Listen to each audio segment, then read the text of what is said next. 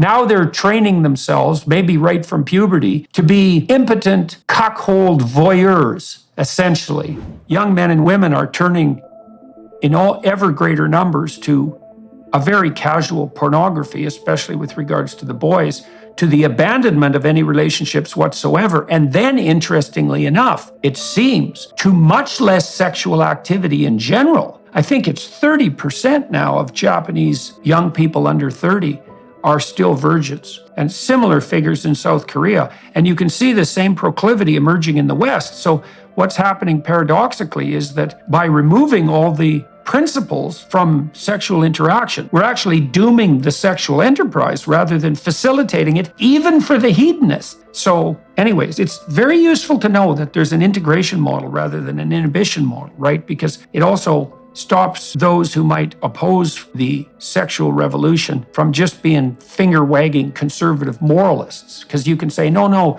you're going to have a way better sex life in every possible way if you actually fall in love with someone and have a long-term relationship. And I think the statistical data on that are pretty clear too. Most single people don't have a lot of sex. The phrase that I use in the book to describe this exact phenomenon, where you on the one hand have hypersexual public life, you can walk down any street and see women in lingerie on posters or watch TV, and there's very explicit sex scenes, etc. So on the one hand, we've had this amazing ramping up of sexuality in the public life, but on the other hand, exactly as you say, we have what's sometimes called the sex recession, the fact that people are having sex later, less frequently. I think what's happening generally is people are having probably more casual sex, but they're having sex less frequently. So when they are having sex, it's more likely to be casual, but they're not forming these long-standing relationships. And the term that I use in the book is cultural death grip syndrome, taken from the quasi-medical term death grip syndrome, which is used by compulsive porn users to describe physical experience of impotence when you use too much porn.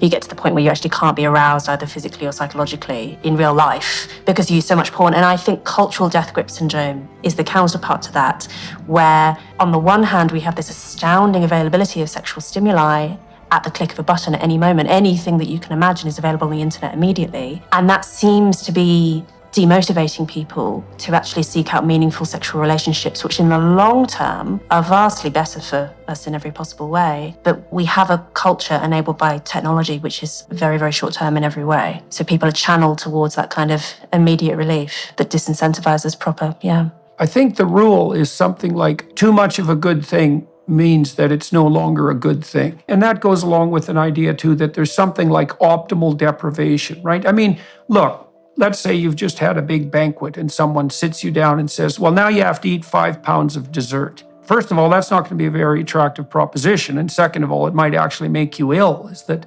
everything has to be in proper proportion. And one of the things we really haven't contended with at all in our society is how much desperation is necessary on the sexual front to drive young men and young women together. And the answer is not zero.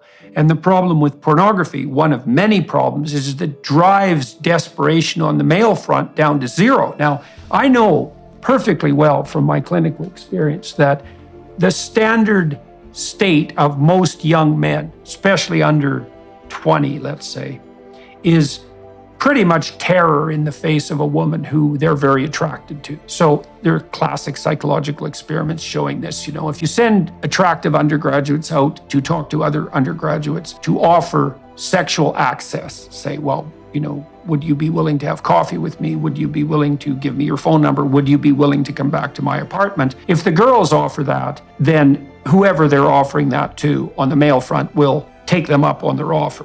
But if the boys offer that, even when they're attractive, the probability that their advances will be rejected is extremely high. And so young men face the uncomfortable situation where even if they're competent and will turn eventually into useful men, which isn't the status of most very young men, the probability that they'll be rejected is extremely high. And it's also the case that there's little that's more psychologically impactful than such rejection, especially if it's undertaken by someone to whom there's a genuine attraction. And so, they slough that off and they make derogating jokes and so forth to try to get over that, but it doesn't change the basic reality. And that also means that a certain percentage of males, and it's not low, really, it could easily be like 30% are just paralyzed into utter stasis by the possibility of rejection, especially because they haven't been fortified against it with their dependency-inducing upbringing. Unless they're driven forward by a certain amount of desperation, some of which needs to be sexual, they're never going to break through that barrier. And so then they can satisfy themselves momentarily with pornography, and then that turns into that host of problems you already described. Is now they're training themselves, maybe right from puberty, to be impotent, cuckold voyeurs, essentially. So that's not good training. Then they're training themselves to view women as